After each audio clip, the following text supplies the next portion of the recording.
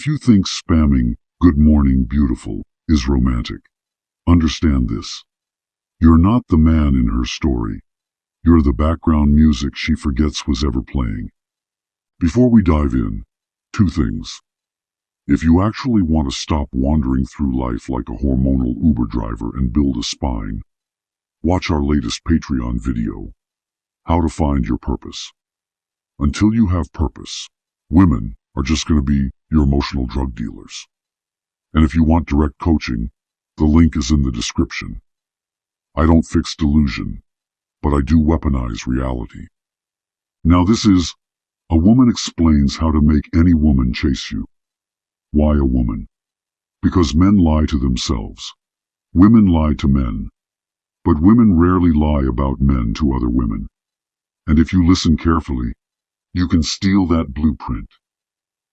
Let's now hear what they have to say about themselves. Do you want to know how to make her chase you? Here are 3 easy steps. Number 1, stop chasing her. Look, everyone knows girls crave attention, and they want it most from men who aren't already giving it to them. So quit it with your simp ways and start using this simple way to get her a bit more intrigued. Number 2, start chasing something else. If you have your eye on something that isn't her, you'll not only have an easier time chasing her, but you'll also be on your way to being the high value man that she desires. Number 3, don't make concessions. If she wants to reschedule, don't just agree. If she asks you to change plans for her, don't just do it. Attractive men are authentic in how they value their time and stick to their word. And that means they don't prioritize a girl unless she's prioritizing them. Let's start with a harsh truth. Women are not addicted to nice. They're addicted to tension, emotional friction, psychological elevation. The feeling of, what is he thinking? Why do I care this much? That tension is the rope she uses to climb up to you. Kill the tension, and she stops climbing. The men she chases have 3 things: scarcity, direction, and emotional control. Not abs, not money thrown around like confetti, not puppy energy. Scarcity means you are not always available. Direction means your life is about more than her. Emotional control means her mood doesn't drag you like a dog on a leash. Here's what women who understand the game do to men.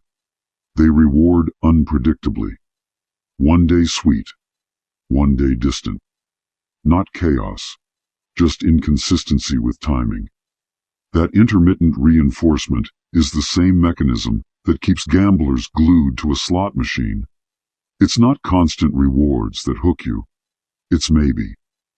Researchers Aaron Whitchurch, Timothy Wilson, and Daniel Gilbert found in a psychological science study that people felt more attracted when they were uncertain about how much the other person liked them. Uncertainty enhanced desire. So, when she doesn't always reply instantly, when she's warm, then neutral, you obsess. That same psychology works in reverse. Learn it. Don't cry about it. To make a woman chase you, you must become the source of tasteful uncertainty. Not games out of fear, but distance out of priority. You are not ignoring her. You are absorbed in something more important than her approval. If you have nothing more important, you will never pull this off. You'll fold the moment she frowns. Women who can play men deserve a certain kind of respect. Not moral respect, strategic respect. They understand leverage. They know that attention is a currency, and they never spend all of theirs in one place. Meanwhile, the average man bleeds attention in the comments, in the DMs, in the late-night "you up" texts, like a pig in a slaughterhouse begging to be chosen. If you want her to chase, you must stop auditioning. You are not interviewing for the role of her emotional support boyfriend. You are the prize that may or may not let her in, depending on how she behaves. That doesn't mean being rude. It means your standards are not negotiable just because she's pretty. Here's the shift. You don't try to get her. You construct an atmosphere she doesn't want to be excluded from. Social proof. A mission. A schedule. Boundaries.